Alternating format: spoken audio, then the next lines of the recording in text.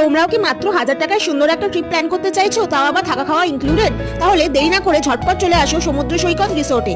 শিয়ালদা থেকে local train ধরে নামখানায় পৌঁছে ফেরি ধরে খুব ইজিলি চলে আসতে পারবে মৌসুমী আইল্যান্ডের সমুদ্র সৈকত রিসোর্টে। ওখানে পৌঁছেই হাতে পেয়ে গেলাম ডাবের জল। এখানে থাকার জন্য আছে টেন্টের ব্যবস্থা আর এসি রুমস।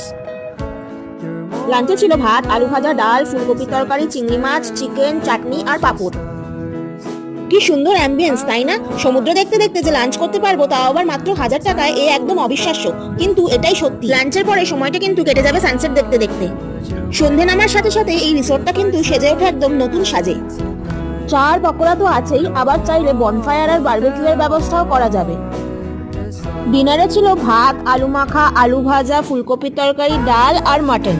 পরের দিন সকালে ব্রেকফাস্ট সেরে আমরা রওনা দিলাম বাড়ির উদ্দেশ্যে। এই রিলটা ঝটপট সেভ করে নাও, কারণ এখানে এসে এটা দেখালে তোমরা পেয়ে যাবে কিছুটা ডিসকাউন্ট। বুকিং নাম্বার, হোলির অফার আর সমস্ত ডিটেলস দেওয়া রইল ক্যাপশনে।